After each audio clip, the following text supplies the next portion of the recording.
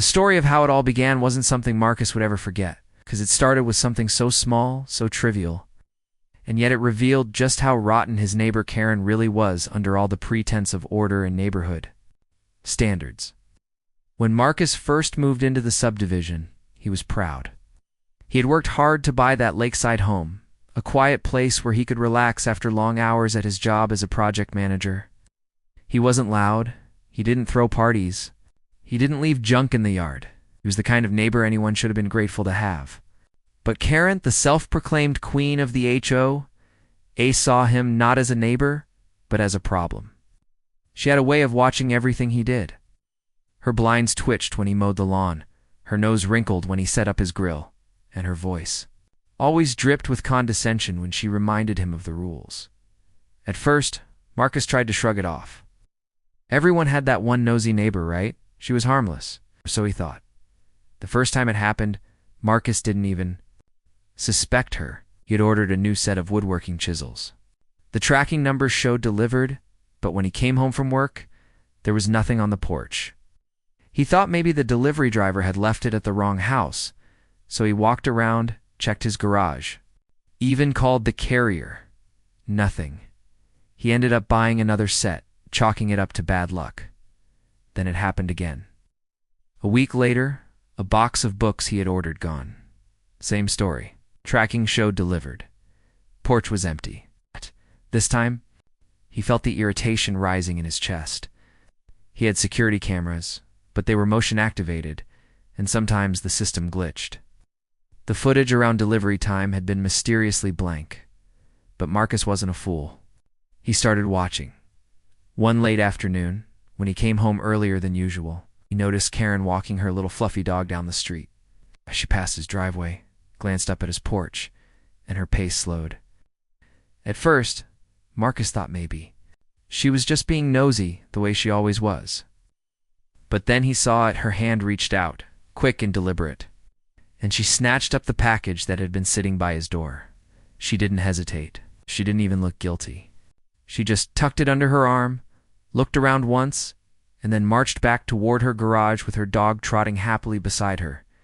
Marcus froze in place, gripping the steering wheel of his truck. His jaw clenched, his chest tightened, and he felt anger pulse through him in a way he hadn't felt in years. He couldn't believe what he had just seen. It wasn't porch pirates. It wasn't misdelivered packages. It was Karen. Karen, the woman who lectured him about leaving his trash bin too close to the street, who sent him emails about maintaining the HOA image, who acted like she was above everyone else. She was a thief. That evening, Marcus sat at his kitchen table, trying to calm himself down. His first instinct had been to march down the street and demand she return his package. He imagined knocking on her door, staring her down, calling her out in front of everyone. But then he remembered who he was dealing with. Karen didn't play fair. If he confronted her, she'd twist it around, claim he was harassing her.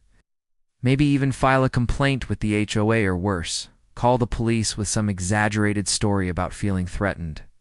She had power in the neighborhood, and she knew how to use it. Marcus wasn't going to give her that satisfaction, but he wasn't going to let her get away with it either. He started keeping closer tabs. Over the next week, he ordered a few more things, smaller items he could afford to lose, just to test. Sure enough, they vanished. Each time, he saw Karen's little routine, the fake casual stroll, the quick glance, the grab, the hasty retreat, to her garage. She was brazen about it too, as if she thought no one would ever dare accuse her. Marcus couldn't help but marvel at her arrogance. She wasn't stealing out of need. She had money, her Tesla and designer clothes made that clear. She was stealing because she thought she could, because she thought she had the right to. That night, Marcus called his brother on the phone and told him what was happening. His brother laughed so hard he nearly choked. "Oh man, you need to catch her on video and post it. Put her on blast. That'll shut her down real quick." Marcus wasn't interested in a shouting match or an internet war. He wanted something that would stick. Something that would make Karen think twice before she ever set foot on his porch again. And the more he thought about it, the more he realized that a simple video wouldn't be enough. Karen needed to be taught a lesson she couldn't spin, couldn't deny, couldn't escape. One morning, while sipping his coffee on the back porch, Marcus saw it, a black and white flash near the tree line. A skunk waddling around the edge of the woods, its tail flicking as it sniffed the ground for grubs. Coast chuckled at first, amused at the creature's boldness. But then, an idea began to form in his mind, sharp and wicked. He set his mug down slowly, eyes narrowing as the plan clicked into place. Karen wanted his packages so badly. Fine, he'd give her one. Special delivery, one she'd never forget. The thought of it made him laugh out loud for the first time in days. It was poetic justice, simple, natural, and devastating. Shouting, no confrontation, just cause and effect. Over the next few days, Marcus began planning carefully. He went online and researched humane traps, the kind designed to catch small animals without harming them. He watched tutorials, read reviews, and finally ordered one. This time, he kept a close watch on the tracking, and when the trap arrived, he brought it in immediately before Karen could so much as sniff in its direction. Setting it up was easier than he expected. He baited it with peanut butter and cat food, and on the third night, he found exactly what he'd hoped for. The skunk, calmly sitting inside, nibbling at the bait. Marcus approached slowly, careful not to startle it. The creature looked up at him with beady eyes, unafraid but alert.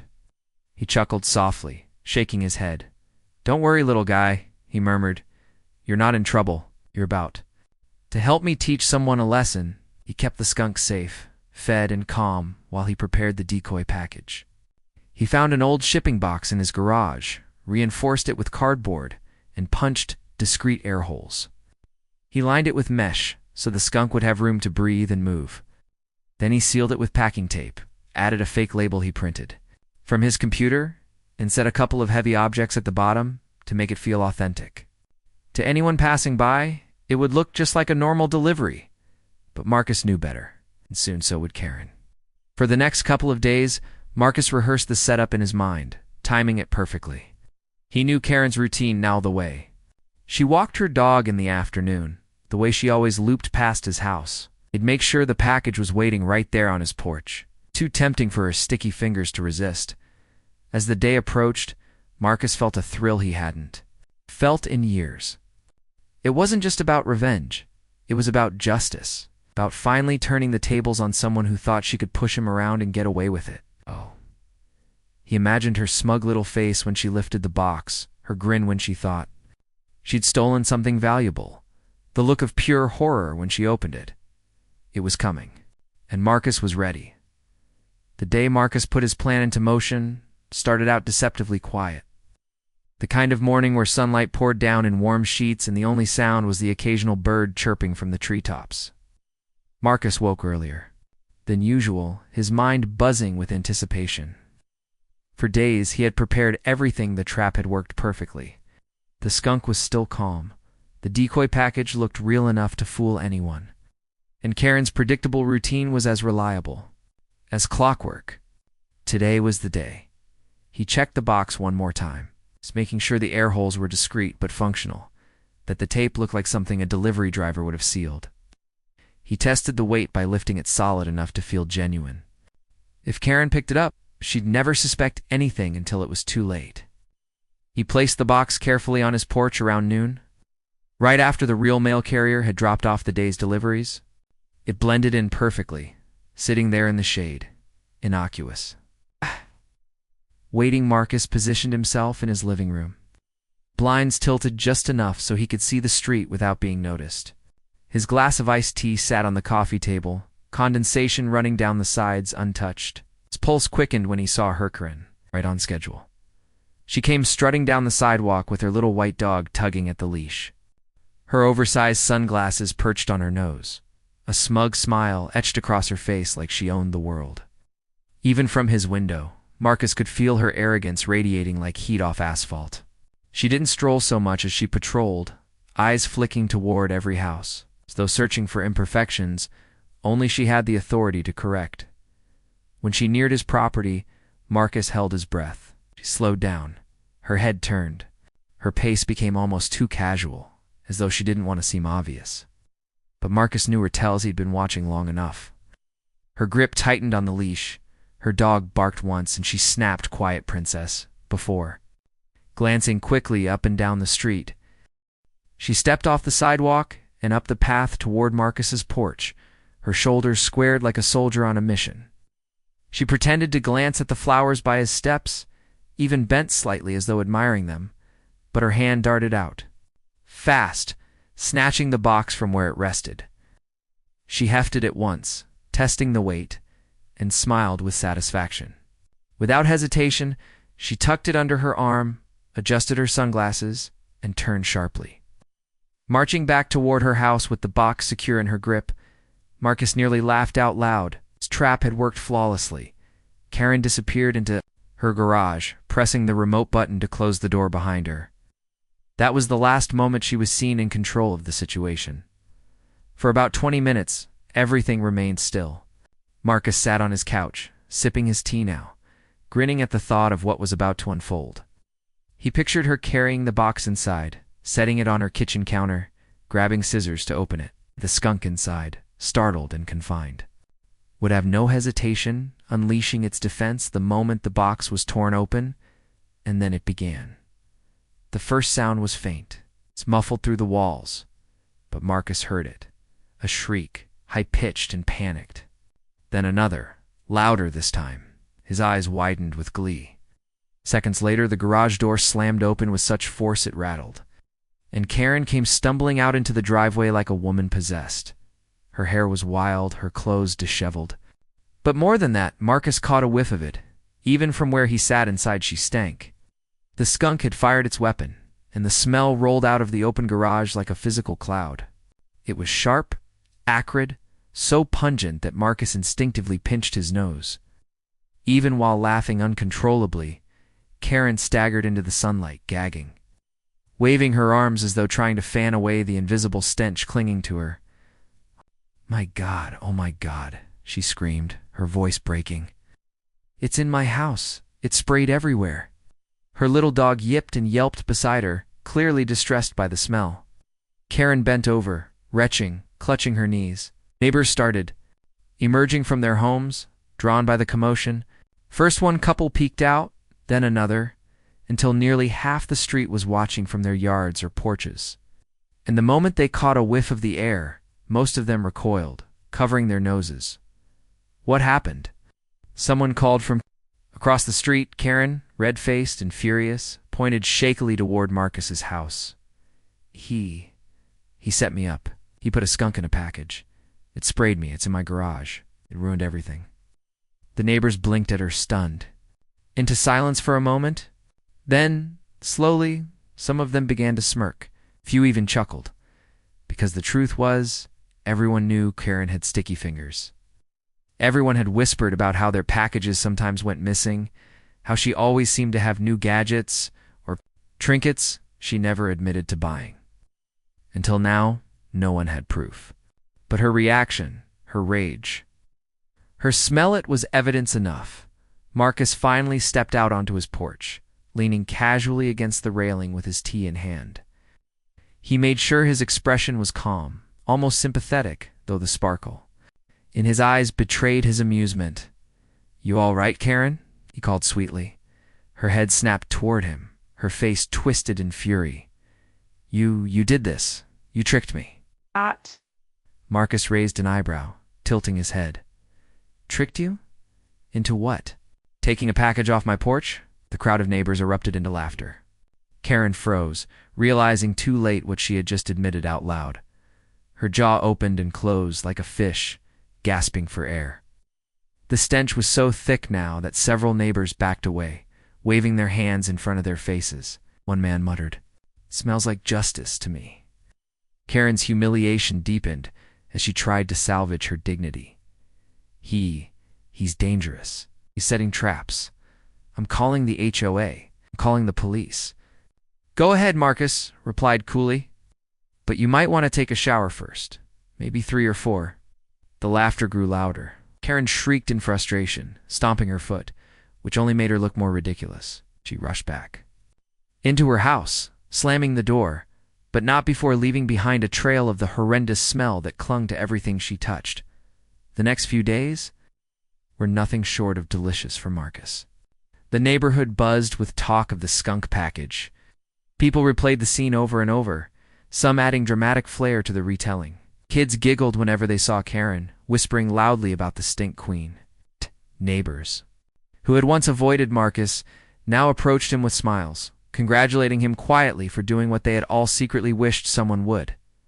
Karen, meanwhile, was in full damage control mode. She filed complaints with the HOA, but they backfired spectacularly when Marcus produced footage from his security camera. The video showed her clearly walking onto his porch, stealing the package, and carrying it home.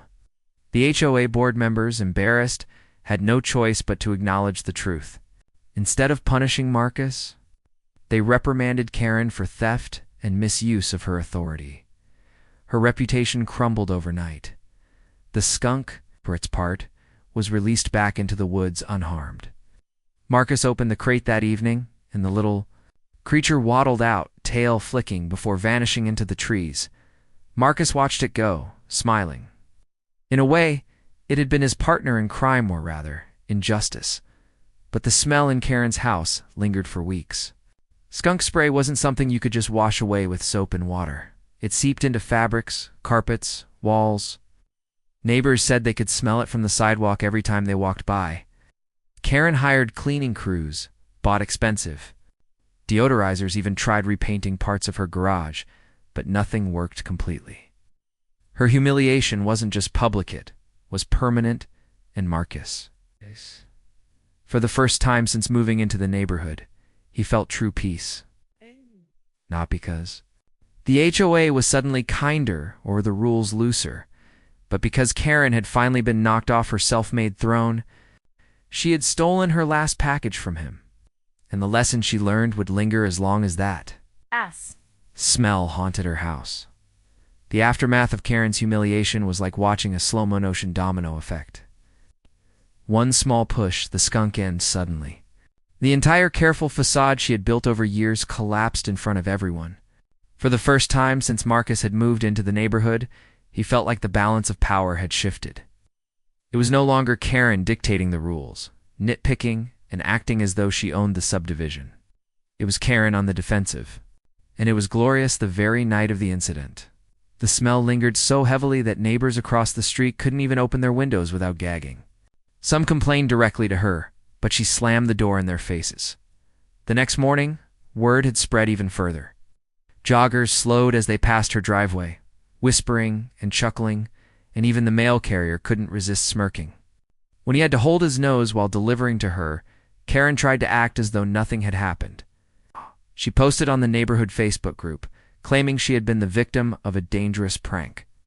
She wrote paragraphs about how Marcus had endangered the community by leaving a wild animal in a box and demanded he be fined, removed, or both. But the responses were not what she expected. Instead of sympathy, her post became flooded with sarcastic comments. Wait, so you opened HIS package and got sprayed? Maybe you shouldn't have been stealing. Sounds like karma to me. Smells like karma too, judging by the street yesterday. Karen deleted the post within hours, but by then screenshots had already made their way to group chats. The damage was done. 2 days later, the HOA held an emergency board meeting. Normally, Karen would have been at the head of the table, clipboard in hand, barking orders, but this time, she sat stiffly in her chair, arms crossed.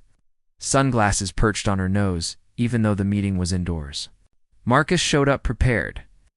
He had printed stills from his security footage and saved the entire video to a USB drive. When the board asked him to explain what had happened, he simply played the footage on the room's screen. There it was, clear as day, Karen walking onto his porch, stealing the package, and scurrying home with it tucked under her arm. The room was dead silent when the video ended, except for a few muffled laughs. Marcus didn't gloat. He didn't need to. The evidence spoke for itself. Karen sputtered, trying to defend herself. That's not what it looks like. I thought it was abandoned. I was just trying to make sure it was safe. One of the board members pinched the bridge of his nose. Karen, the package had Marcus's name and address printed on it. She opened her mouth again, but another board member cut her off. Frankly, we've had complaints before about missing packages. I think we all know what's been going on. Her face turned crimson, and for once, she was silent. By the end of the meeting, the board voted to remove Karen as HOA president. She was stripped of her authority, her power, and her beloved title. She sat frozen in her chair as they announced her replacement. A quiet older man who immediately promised to run things with less drama and more fairness. When the meeting adjourned, Karen stormed out without a word, the faint but unmistakable trace of Skunk still clinging to her clothes even days later. For Marcus, the victory wasn't just about the board's decision. It was the way the neighborhood shifted afterward. People who had once been distant, wary of him because Karen had poisoned their perceptions, began waving when he drove by. Neighbors stopped to chat while walking their dogs, laughing as they recounted the Skunk story in their own words. Even kids shouted, "Hey, Mr. Marcus, Skunk Man," when they biked past his house. He'd never asked to be the center of attention. But the warmth was a welcome change from the isolation he'd felt before. One Saturday, while Marcus was barbecuing in his backyard, a couple from down the street stopped by with a six-pack of 20TD beer. They clinked bottles together, saying, "We've been wanting to say thanks. You did what none of us had the guts to do."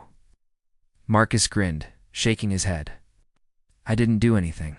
Karma just needed a little delivery service." Meanwhile, Karen's life was unraveling.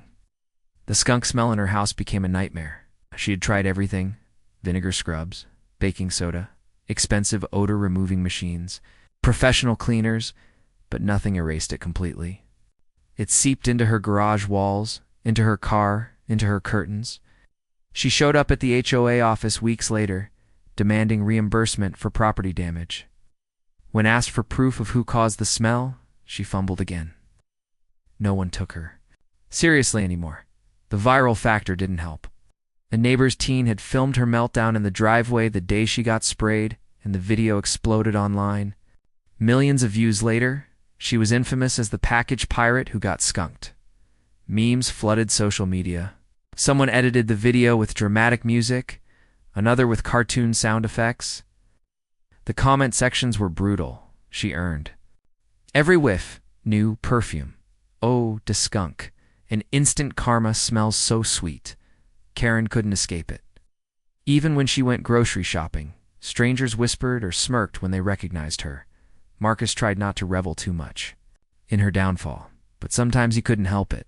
One afternoon, he found an anonymous package on his porch. Inside was a t-shirt with a cartoon skunk and the words, "Neighborhood Watchdog."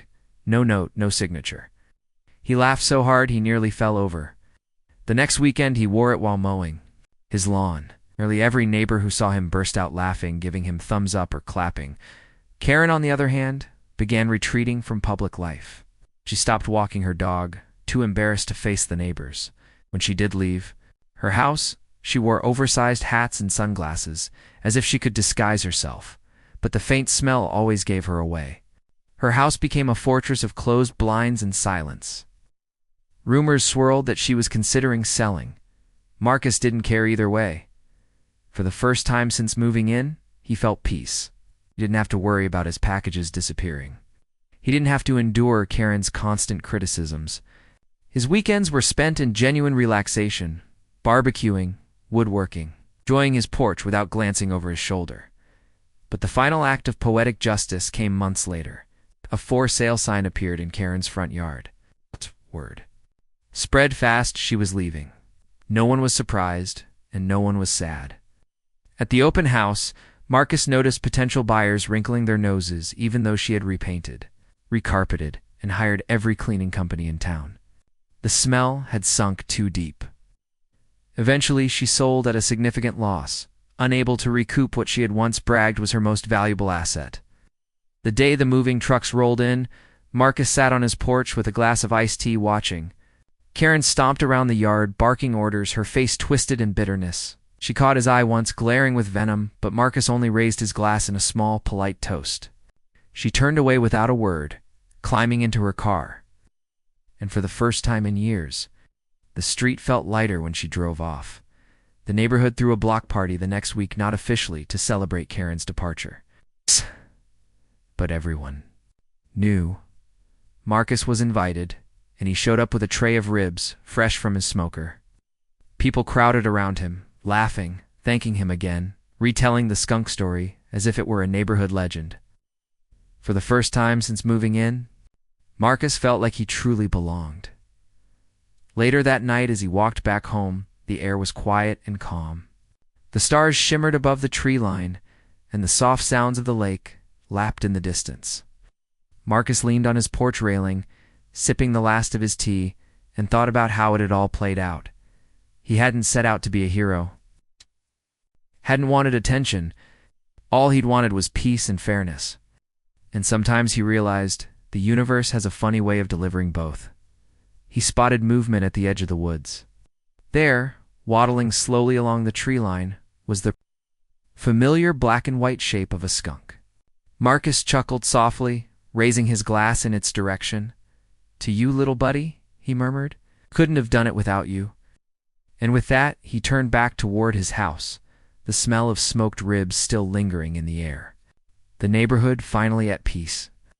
Justice had been served not in a courtroom, not by the HOA, but by nature itself. The little help from a man who refused to be pushed around.